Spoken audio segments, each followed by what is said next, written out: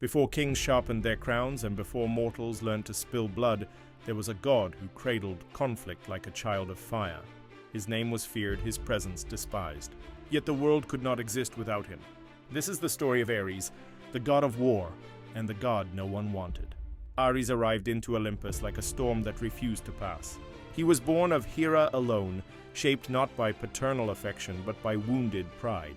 The queen of the heavens formed him as a living rebuke to Zeus, a divine answer to the king's creation of Athena. From his first breath, he radiated the energy of conflict. He did not cry, he roared. He did not learn to walk, he charged. The halls of Olympus trembled whenever he passed, and the other gods learned to step aside. Ares carried within him the instinct that mortals would later learn to fear. The hunger for battle, the momentum of chaos, the pulse of destruction. But unlike Athena, who embodied strategy and discipline, Ares represented the raw, untamed soul of warfare. He was the battlefield before the first spear was thrown. He was the scream before the first wound opened. He was the moment when reason left the human mind and left only fury behind. And for that, Olympus hated him. Ares' existence was not shaped by love, but by spite. Hera forged him in secret, refusing the touch of Zeus, refusing divine unity, choosing instead to birth a weapon. He grew up in a palace that admired wisdom, diplomacy, and polished virtue. But Ares was none of these things. He was blunt, immediate, overwhelming, the embodiment of the very forces Olympus sought to control.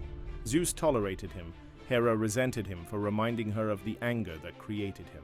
Athena despised him, for he represented everything she strove to rise above.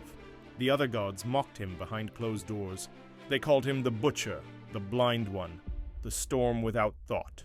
Yet mortals feared him, prayed to him, begged him for strength when the horizon darkened with armies. To some he was a monster, to others a necessary force.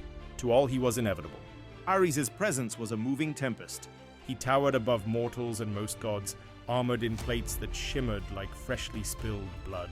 His eyes burned with a light that was neither fire nor lightning, but the feverish glow of violence. His spear never dulled, his shield never broke. Legends say that wherever he walked, the shadows deepened and the air thickened, as if the world braced itself for impact. Animals snarled at him, winds changed direction. Even the earth felt uneasy under his feet. Some ancient poets claimed his armor was forged from the grief of widows and the cries of orphaned children. Others said the metal came from fallen stars, hammered into shape by forces older than Olympus. No matter the truth, one thing was certain: Ares wore war like a crown. Ares' life was a battlefield long before he set foot on one. His relationships were tangled with resentment, betrayal, and bitter rivalry. He was despised by his sister Athena, whose mastery of strategy outshone his instinctual brutality. Their conflict was eternal. Every battle between two armies was a silent argument between the siblings, a contest of discipline against chaos. With Aphrodite, he found forbidden refuge. She was the only Olympian who saw beyond the roar, who touched the wounded ember beneath the armor. Their affair was whispered across heaven and earth. Their children, Phobos and Deimos, became the personifications of fear and terror, racing beside Ares into every battle. But even this love was fraught with danger. The husband of Aphrodite, Hephaestus, caught them in a net of unbreakable chains, trapping the lovers before the eyes of the entire pantheon. The shame burned Ares more deeply than any spear. He fled Olympus for a long time after, disappearing among mortal armies where no one judged him. For in war, he belonged. Ares was not a god of victory. He was a god of conflict. He did not celebrate triumph. He celebrated the struggle itself. Unlike Athena, he did not whisper strategies or guide heroes. He ignited passions, he lit the fuse.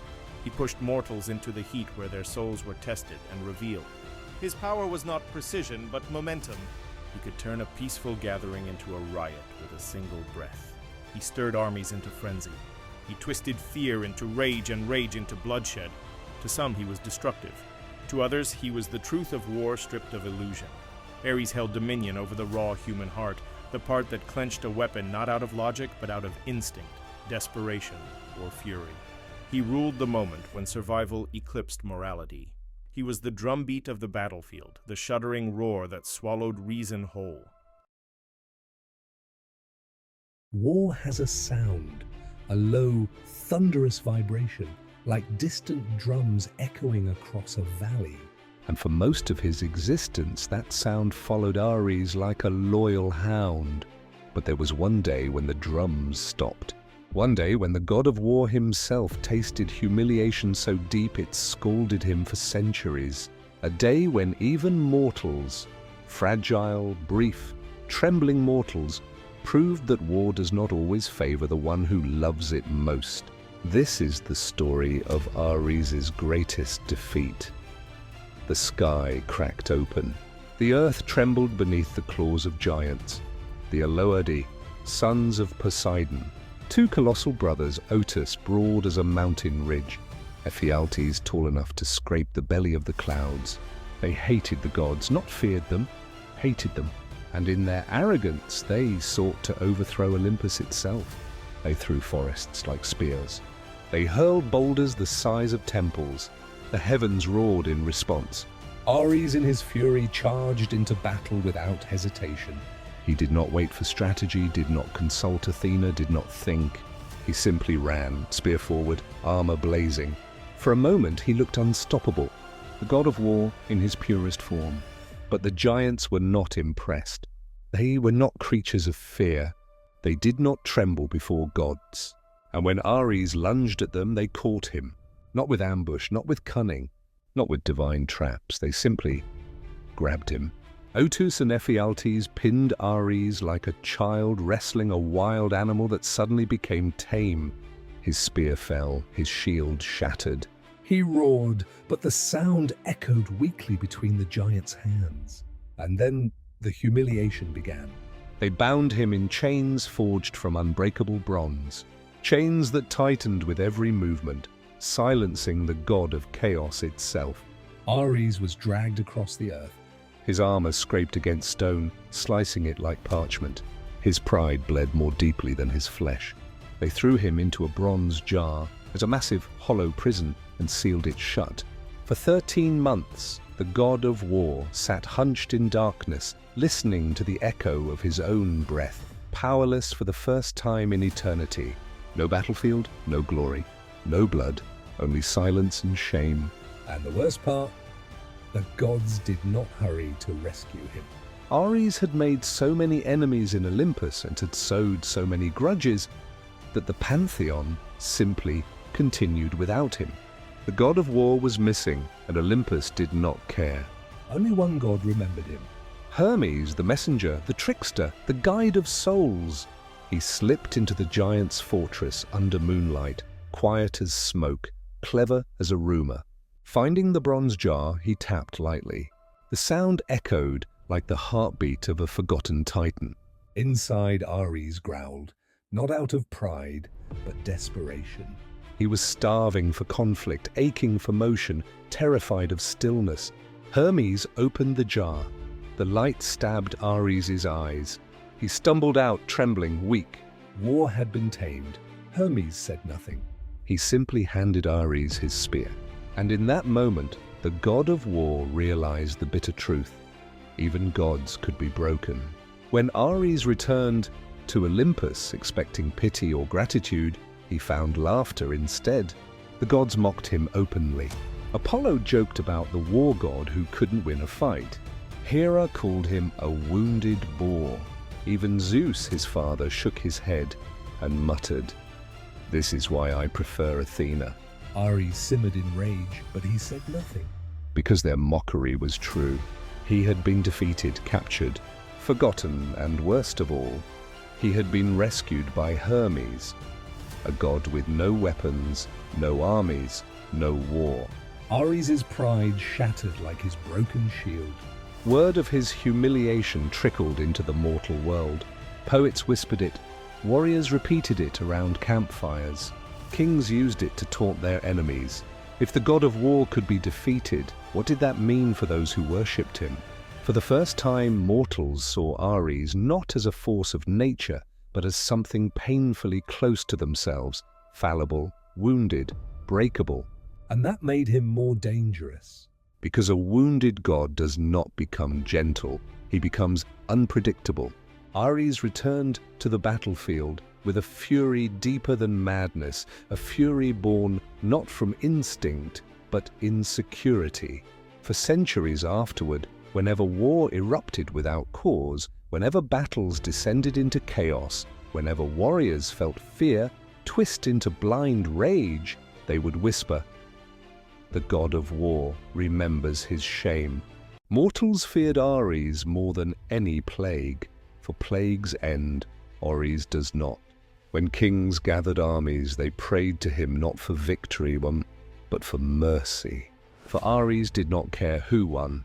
He cared that war continued, that the ground remained red, that the screams did not quiet. He was not a patron god. He was a presence. A shadow cast across the hearts of men when reason slipped and the animal awoke. The Spartans, fierce as they were, prayed to him with trembling hands. To them Ares was not glory. He was necessity, a force so primal that even Sparta bowed its head before him. In Thrace, where warriors painted themselves with ash and hunted by moonlight, Ares was worshipped as the father of their savage courage. There he was not hated. There he was understood. But across the rest of Greece, his name was a warning. Poets wrote that Ares walks wherever humanity forgets its soul. Priests muttered that when he smiled, entire kingdoms fell. Mortals did not love Ares, mortals survived him. The bloodlust war to Ares was not a strategy or a symbol. It was hunger. When he entered a battlefield, the earth itself shuddered. Animals fled. Clouds coiled as though the sky were holding its breath. His sons, Phobos and Deimos, fear and terror, ran beside him like wolves unleashed. One gnawed at the hearts of soldiers. The other hollowed out their courage. Ares fed on the frenzy that followed. Where Athena brought order, Ares brought frenzy. Where Athena guided heroes, Ares drowned them in the river of battle, where all men are equal. The king dies like the farmer. The hero dies like the coward. The noble cause rots under the same sun as the ruthless one. Ares reveled in that cruel fairness. He was the reminder that beneath every polished civilization, beneath every law and every temple, the first truth of mankind still pulsed. When cornered, humans become animals. And Ares was the god of that moment. His darkest myths, many gods had triumph. Ares had tales of violence. One of the most horrific is the story of Halirrhothius, the son of Poseidon. Halirrhothius violated Ares' daughter, Alcippe. The moment Ares heard her cry, he crossed the battlefield like a falling star. There was no trial, no warning. He killed Halirrhothius with a blow so brutal that the earth itself reeled. The gods were horrified. Not because the youth deserved mercy, he didn't, but because Ares acted without their permission, without order, without Olympus. For the first time in history, a god was put on trial. Ares stood on the hill that would later be called the Areopagus, the hill of Ares, while the gods judged him. He refused to speak, not out of pride, but conviction. He had acted according to his nature, swift, violent, absolute, and for once the gods agreed with him. He was acquitted, but the stain of that moment never left Olympus. It revealed something the other gods did not want to confront. Ares was the only god who punished crimes not with politics, but with primal justice. And justice, when stripped of ceremony, is just another form of violence. Ares versus Athena. If Ares embodied the raw pulse of war, Athena embodied its mind. They were not opposites. They were rivals for the same throne. Every battle between mortals became a secret argument between the siblings. Ares pushed armies into chaos. Athena guided them into formation. Ares empowered the berserker's frenzy. Athena empowered the general's clarity. And the gods kept score. Ares lost more battles than he won. Against Heracles, he was wounded. Against Diomedes, he was pierced by a mortal spear. A humiliation so great he fled the battlefield screaming. Against Athena, he lost almost every contest. Why? Because Athena fought with purpose. Ares fought with emotion. She was chess. He was wildfire, and when wildfire meets strategy, wildfire burns fast and dies quickly. Their rivalry became cosmic, not rage, not hatred. Ares envied the order she created. Athena despised the chaos he unleashed. Together, they represented the full nature of war. Apart, they defined the tragedy of the human spirit. War needs both fury and discipline. But when fury rules alone, everything burns. Why even Zeus wanted him gone? Zeus, king of Olympus, tolerated almost every god. The liars, the tricksters, the adulterers, the schemers. But Ares, Zeus despised him. Not because Ares was violent. Zeus was no stranger to wrath. Zeus hated Ares because Ares was unpredictable. Ares was unmanageable. Ares did not serve order. He served only his nature. When Ares lost battles, Zeus mocked him. When Ares won battles, Zeus worried he would inspire mortals to rebel. When Ares caused chaos, Zeus considered imprisoning him. When Ares disappeared, Zeus felt relief. No god ever stood so close to exile. And yet Zeus could never get rid of him, because without Ares the world would be too soft, too naive, too untested. Mortals would forget danger, kingdoms would forget caution, civilizations would forget humility. Ares was the shadow that kept humanity from believing itself invincible. And Zeus knew, a world without conflict grows arrogant, and arrogance destroys empires faster than any spear. Why the Greeks hated him? The Greeks feared many gods, but they hated only one. And that hatred was ancient, woven into their temples, their poetry, their politics. Why?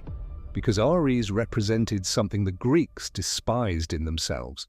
He was the part of the human soul that civilization tries to bury. The impulse to strike first, to rage without cause, to destroy what cannot be controlled. Athena was the Greece they wanted to believe in. Order, reason, elegance, strategy. Ares was the Greece they feared they were becoming. Impulsive, bloodthirsty, volatile. He was the ugly mirror held up to their proud ideals. The Greeks built cities, wrote philosophy, studied harmony, and then marched into battle anyway. Ares was the contradiction they could never escape. They hated him not because he was foreign, but because he was familiar. Ares in the Trojan War. The Trojan War exposed Ares' nature more vividly than any myth. He fought for both sides. He did not choose justice. He did not choose loyalty. He chose whoever was losing because Ares despised finality. A battle that ended was a failure. A war that concluded was a disappointment. He entered battles like a tempest, scattering soldiers with a fury that blinded even the gods. Spears bent around him, shields cracked in his wake. Mortals fled as if a storm of iron approached. But on that battlefield stood one warrior unlike any Ares had faced before. Diomedes, son of Tydeus, beloved by Athena. Athena steadied Diomedes' hand.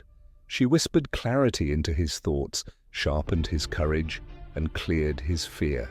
Together mortal and goddess struck. Diomedes hurled his spear, and Athena guided it. Ares screamed as the weapon pierced his divine flesh.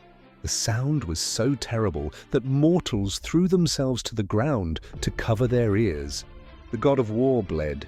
His cry rose into the sky, shaking Olympus. He fled the battlefield, clutching the wound, howling accusations at Zeus. "Father, I suffer because I fight for your children." Zeus did not pity him. Zeus did not even look at him. He simply said, "You are the most hateful of all gods to me. War is your joy, but not your purpose." Ares left the Trojan War in humiliation, his pride broken again. His symbolism across history. As centuries passed, Ares transformed. His myth grew beyond his defeats, beyond Olympus, beyond Greece. To the Romans, he became Mars, not a hated force, but a revered protector. They stripped away his chaos and forged him into a god of discipline power and conquest.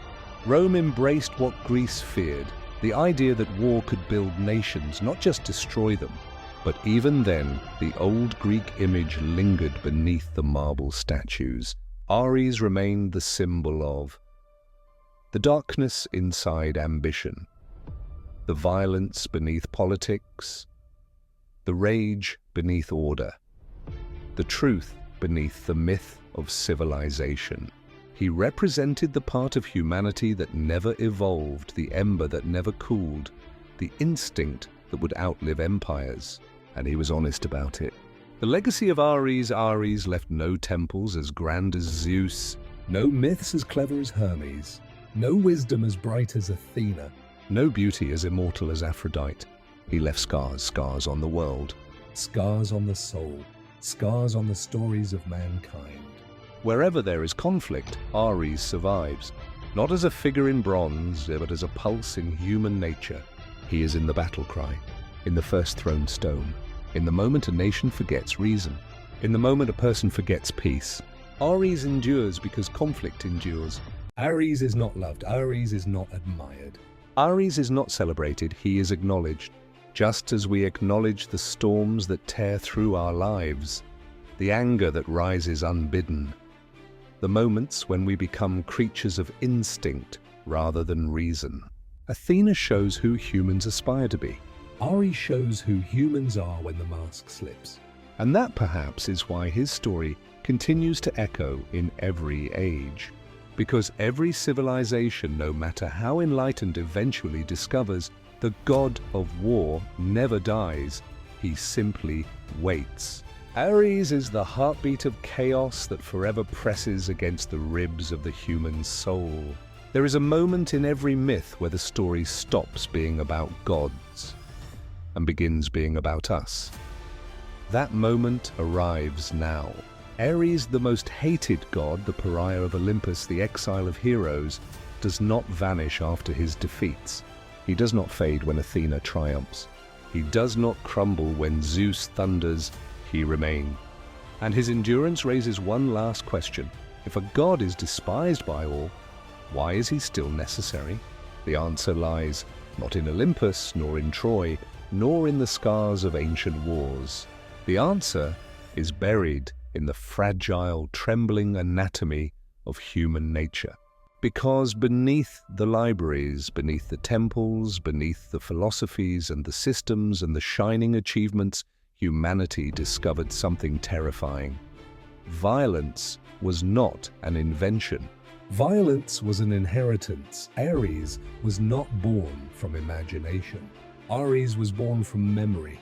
The memory of survival, of hunger, of territorial fear, of desperation, of the old animal instinct buried beneath civilization's polished marble. And so the Greeks hated Ares because they wanted to believe they had risen above him. But they had not. No one ever truly does. Ares is often imagined on battlefields, surrounded by fire and screaming men. But his real dominion is quieter, smaller, more intimate. He exists in the moment a city fears an invader they've never met. In the moment a person clenches a fist without knowing why. In the moment suspicion becomes certainty. In the moment pride becomes fury. In the moment instinct outruns reason. He is in every escalating argument, every betrayed trust, every bitter divide, every war that began with words instead of weapons.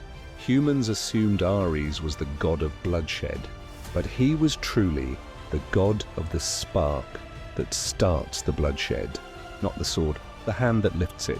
Civilization is a fragile peace contract, held together by agreements, dreams, and shared illusions. But Ares lives in the void beneath that contract, the part of humanity that refuses to stay domesticated. He is the instinct that whispers, there is something worth fighting for, even when there is not. Take what is yours, even when it is not. Strike back, even when nothing has struck you. His hatred is earned, but his necessity is undeniable. A world without Athena collapses into ignorance. A world without Ares collapses into submission. For better or worse, struggle is part of life. And Ares is the god who embodies the force that demands resistance. He is destructive, yes, but he is also the force that drives a creature to rise when pinned down, to defend what matters, to protect the fragile light from the jaws of darkness. Even hated gods have their place. When the old temples fell silent and the Olympians drifted into twilight, some gods faded into memory. Others dissolved into metaphor, some dissolved into myth. But Ares persisted, not because believers prayed to him, but because humanity continued to behave like him. Every age of history dressed war in new clothing, new excuses, new banners. But beneath all of it, the heartbeat was familiar. The heartbeat of Ares. He lived in ancient bronze. He lived in medieval iron. He lived in gunpowder. He lives today in wires, screens, borders, and ideologies. He survives wherever conflict survives. And since conflict never ends, neither does he. Ares is the god who exists because humanity allows him to. Or perhaps, because humanity needs him. And so the story ends, not with Ares triumphant, and not with Ares defeated. It ends with Ares inevitable. Civilization spends centuries weaving ideals of peace, order, logic, etiquette, diplomacy. But underneath every ideal lies the primal drumbeat of survival. Under every olive branch lies a sharpened spear. Under every alliance lies mistrust waiting to bloom. The Greeks hated Ares because he was the one god they could not pretend away. He did not offer wisdom. He did not offer comfort. He did not offer glory. He offered truth, a hard truth, a frightening truth, a truth that still lingers at the edges of the modern world. War is not always chosen. Sometimes it is remembered. And as long as humanity remembers violence, even as a whisper, even as a buried instinct, Ares endures, not because he is immortal, but because he is familiar, because he is us.